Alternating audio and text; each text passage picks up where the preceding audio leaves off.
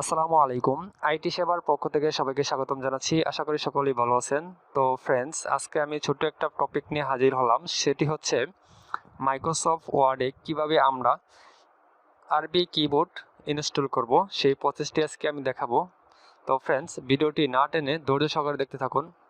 আর হ্যাঁ, যদি ভিডিওটি ভালো লাগে অবশ্যই লাইক দিবেন এবং কমেন্ট করে আপনার মূল্যবান মতামত জানিয়ে দিবেন। আর হ্যাঁ, নতুন আপডেট ভিডিও পেতে আইটি সেবা চ্যানেলটি সাবস্ক্রাইব করে পাশেই থাকুন।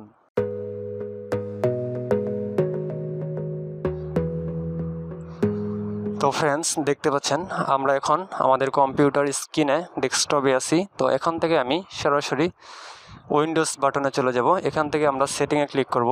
সেটিংয়ে ক্লিক করার পর টাইম অ্যান্ড ল্যাঙ্গুয়েজ এইটাতে ক্লিক করব।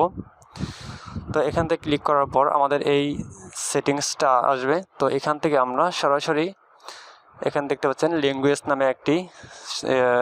নামে একটি অপশন আছে, এখানে আমরা ক্লিক করলাম। ক্লিক করার পর তো দেখতে পাচ্ছেন এখানে আমাদের অ্যাড ল্যাঙ্গুয়েজ দেখাচ্ছে। তো এখান থেকে আমরা সরাসরি এখান থেকে ক্লিক করে প্লাসে ক্লিক করে এখান থেকে আমরা যে কোনো ল্যাঙ্গুয়েজ অ্যাড করতে পারবো। আমাদের দরকার যেহেতু আরবি ল্যাঙ্গুয়েজটা, তো আরবি ল্যাঙ্গুয়েজটা আমরা কীভাবে ইনস্টল করব সেটি এখান থেকে আমরা বেছে নেব।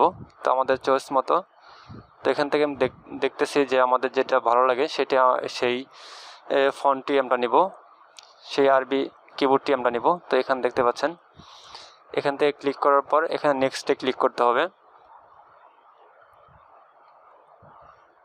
তো আমি আবারও ক্লিক করছি, প্লাসে ক্লিক করার পর এখান থেকে আমি আরবি লেখাটা এখান থেকে ক্লিক করে নিলাম।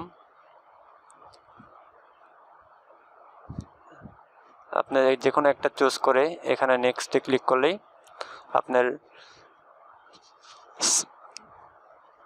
দেখতে পারলেন যে এটি অটোমেটিক আরবি কিবোর্ডটি অ্যাড হয়ে গেছে। তো এইভাবে আমরা অসংখ্য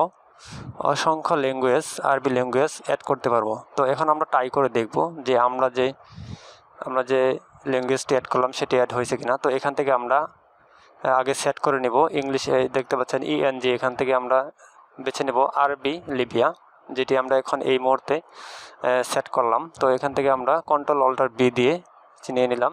তো এখানে দেখতে পাচ্ছেন মিম উঠছে। তো দেখতে পাচ্ছেন যে আমাদের কিবোর্ড কাজ করতেছে। তো এখানে এভাবে আমরা আরবি কিবোর্ড দিয়ে লেখালেখি করব, যে কোনো ওয়ার্ডে যে কোনো কাজে ব্যবহার করব। তো এখান থেকে আমরা আবার যদি চেঞ্জ করতে চাই তাহলে ইংলিশে আবারই ক্লিক করে আবারই আগের অবস্থায় এসে পড়বে। তো এখানে কন্ট্রোল অল্টার বি দিলেই আগের অবস্থায় এসে পড়বে।